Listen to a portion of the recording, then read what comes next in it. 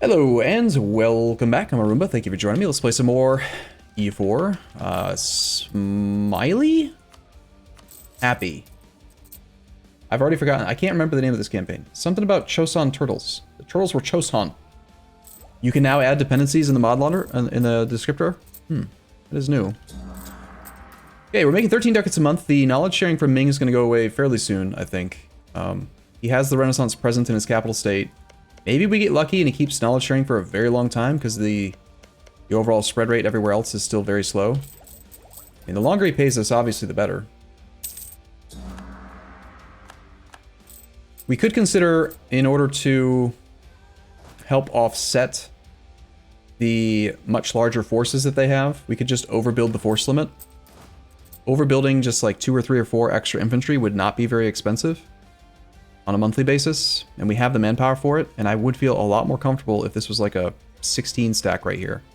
12 is probably enough to hold this mountain, but 16 versus like a 24 engagement with defensive bonuses would probably be safer. Only drawback is that we're not going to be gaining force limit from this war, so if we peace out, oh, we're actually really close to 25 force limit. Maybe we should just do a little bit of dev. Burgers aren't mad. Could do that. We don't want to do admin dev. We don't want to do diplo dev because we're going to take this tech not 6 years early, but possibly compete for innovativeness early, like two to 3 years. I'd like to be as close to the diplo point cap as possible as we approach that next idea group. And then I do think we probably are just going to take Miltech as early as possible in order to have a military advantage over our current war target, even if we're paying extra. So let's just do, I think we can afford to do a tiny bit of admin dev right now. And that's also the one that's going to give us the most money. Zhongjie.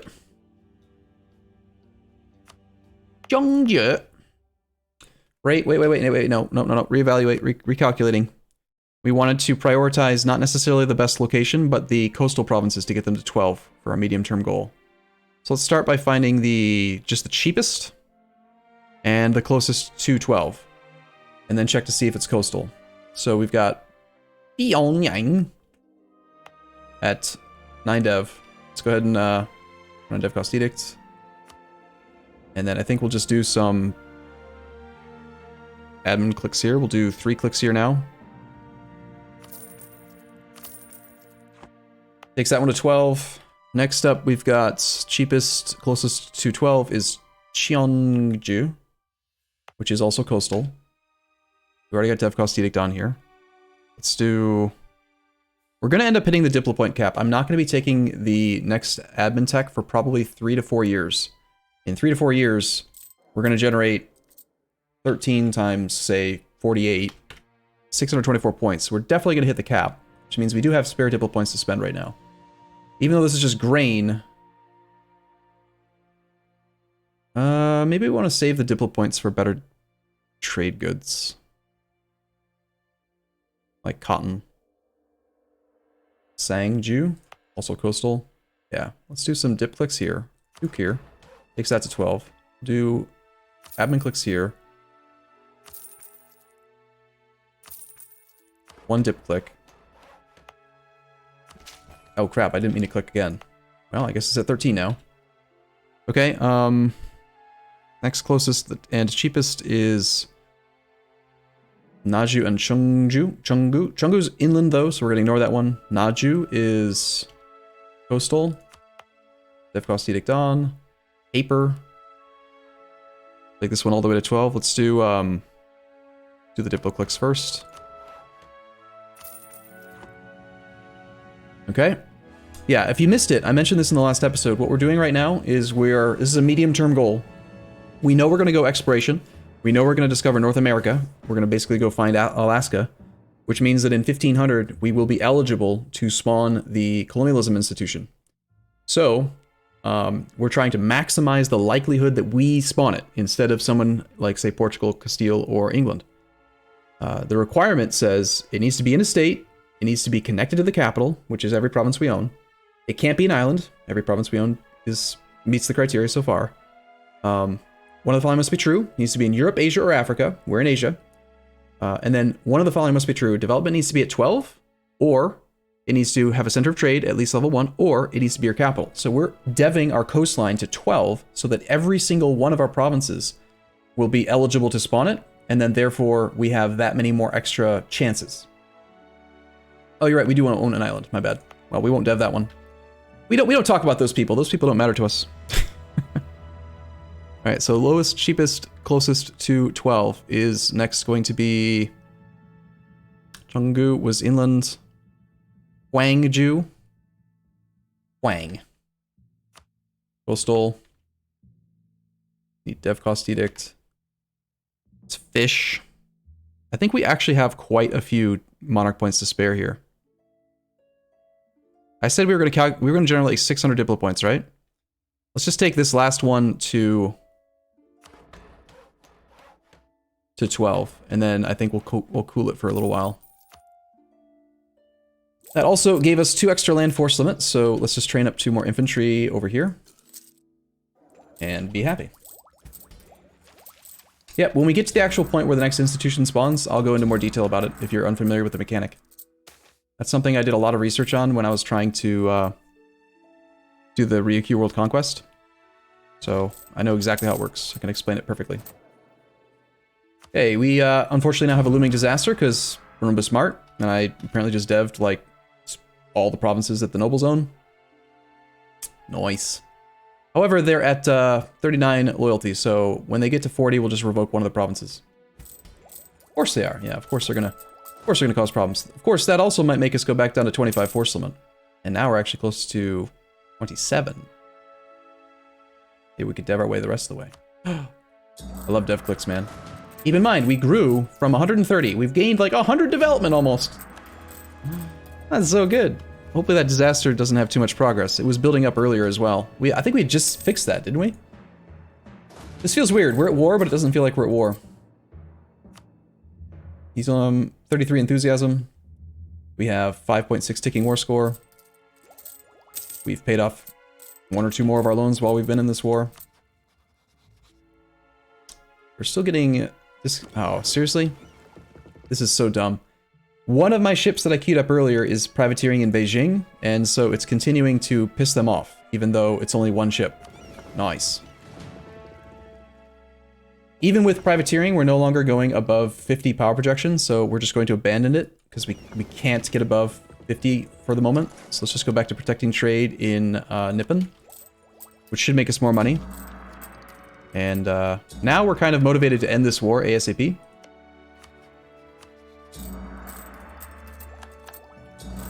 Sure, it would be nice if Ming would influence us.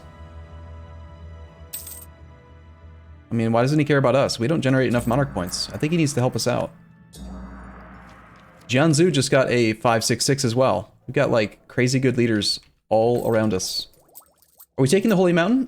Maybe. We did declare a conquest war. If I see an opportunity to kill his army and then also put us in a position where we can actually siege down this level 3 mountain fort, then I will take the land. But if we can't do it financially in a way that's like really, really beneficial financially, then I'm not planning on taking it right now. I do want to advance the mission tree and I do want to take more clay, but it's way more important to me that we stay like really, really strong economically.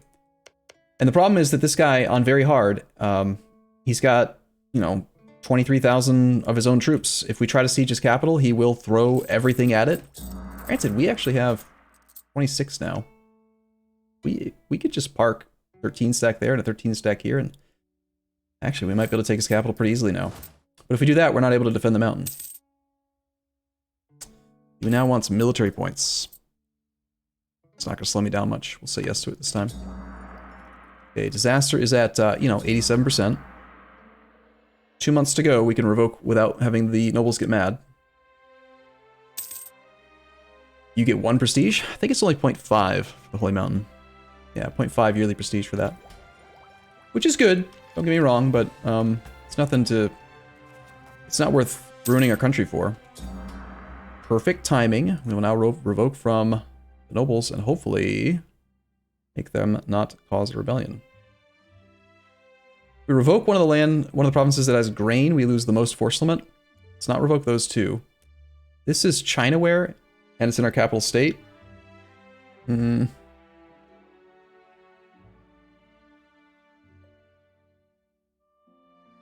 also has 5 manpower though, so I think we want to revoke this with the very, very low manpower count. Yeah, let's do this one. No more disaster, please. We could turn around right away and just give this to the burghers, which is a good thing for them to have. Get the autonomy floor back down to nothing from this, and make them happier. So let's save the grant for later, actually, so that we can maybe push them up above 60 again. Next time we're trying to do dev. We didn't lose force limit by doing that. At least it doesn't appear that we have. Might take a monthly tick. Yeah, we're still okay. Granted generalship just expired. Crap. The order on that was bad, because now we can't get another free general. But I guess I'm pretty happy with our generals, actually. And I do want to get their influence down a little bit over time.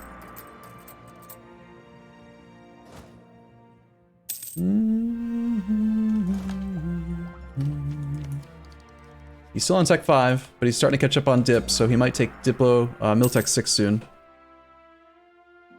We would still be the first in the world to take Miltech if we actually took it. Let's pay off another loan. We're down to only 390 ducats in debt now. Did we 1444? What happened to the war with Jiangsu? We lost the first war, we're now at war again. Oh, this is a war of economic pressure.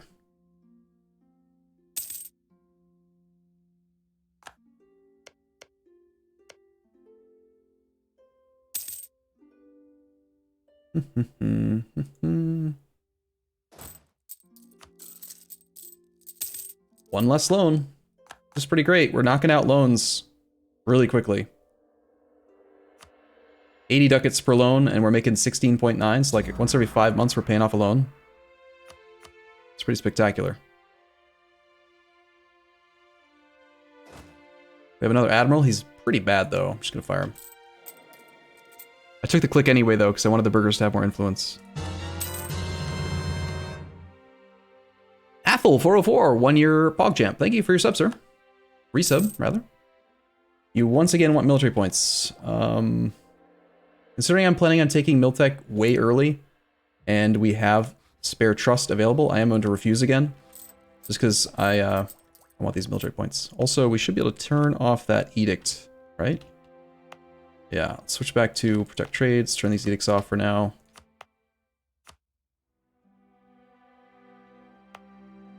Means we're now making 19 ducats a month.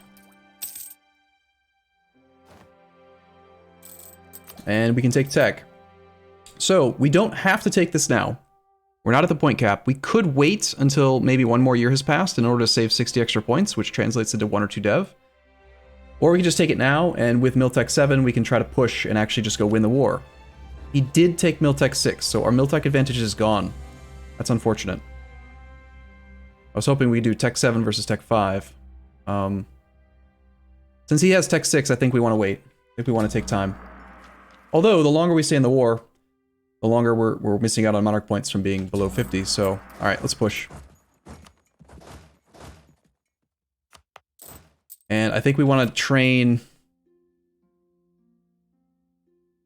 I think we're going to overbuild the force limit, and we're going to build 3 artillery so that we can barrage that fort.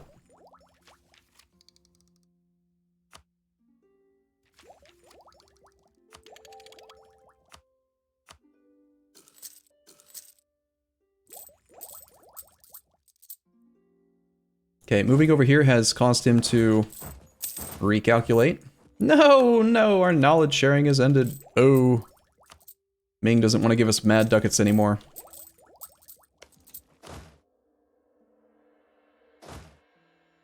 Definitely going to scorch this mountain as well. With 2 armies here, as expected, he doesn't want to engage. Scorch. He's going to move around through Ming and either go after... He's going to go for the war goal, most likely, based on the fact that we've got this war score built up. I think we, at this point now, ignore the war goal and start applying pressure to his capital with half of our army. No, we just got caught spying. Boo. Rough. We have a siege pip on one leader, but it's the wrong leader. So let's actually pull this leader off.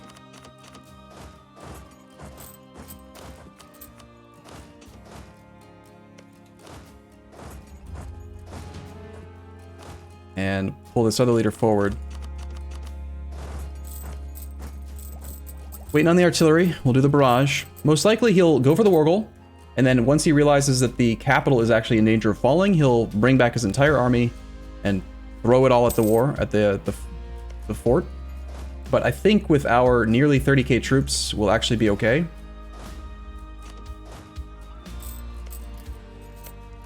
Because he doesn't have his shock advantage. We might lose prosperity in our mountain over here. It's quite possible.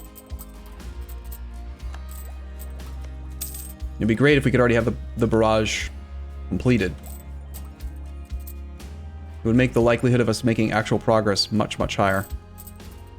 Supply shortage is okay. There's the artillery. Let's get them this way.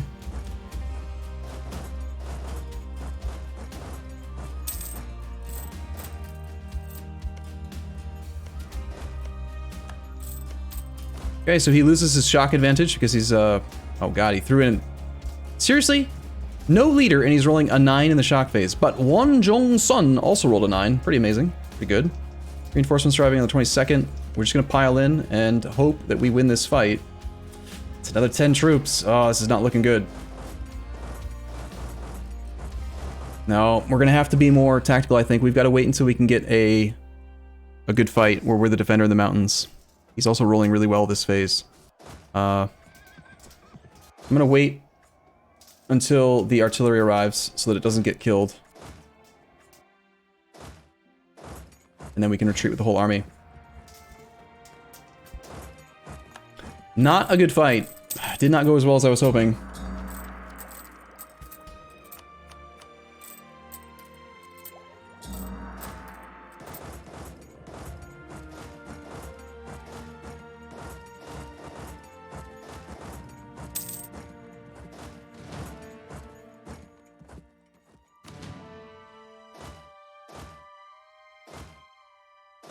Okay, well, let's hold the Wargle. We do have our 3 artillery online for the barrage, but we've got to win a fight before we can actually try that again. We're over the force limit still by 2.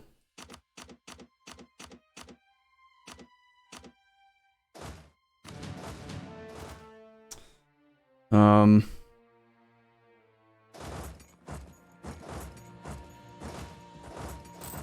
going to try to hold that province. I don't know if he'll let me.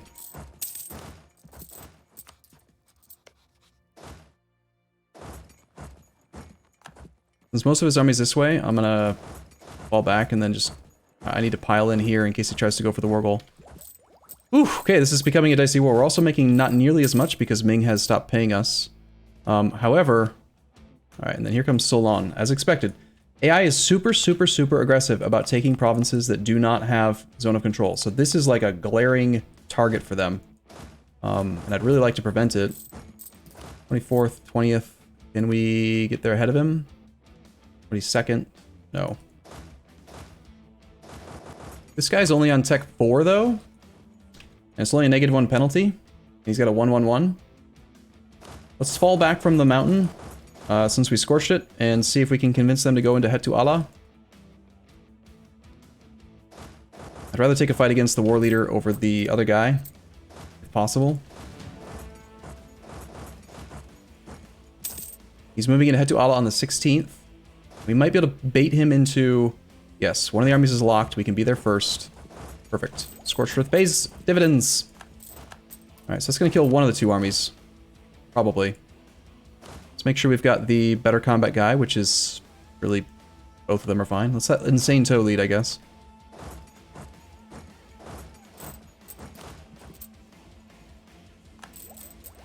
Should be a stack wipe. Yep. The problem is on very hard, he's just going to immediately rebuild that whole army. But it gives us good war score. It offsets that bad battle we had earlier. So... Okay, losing the prosperity in this state is bad. I was hoping we could dev these to 12 as well, but I'm not going to do it if we don't have prosperity, most likely. And I can't really force him off. But he appears to be quite scared of my army, so... Every time I come nearby, he's just retreating. I refuse. Did I not? I think I explained the Scorched Earth trick multiple times, but just in case I haven't, I guess.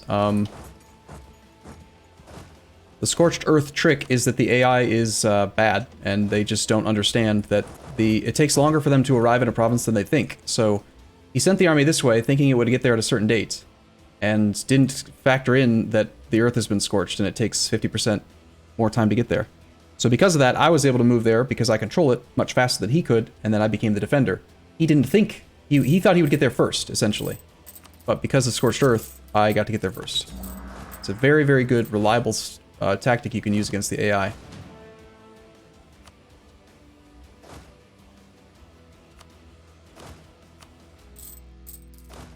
Okay, I'm gonna take a short break here. We're at 21 minutes. I'll see you guys in the next episode. As always, thank you for watching. Hope you guys enjoyed the campaign. I'll see you in the next one. See you soon.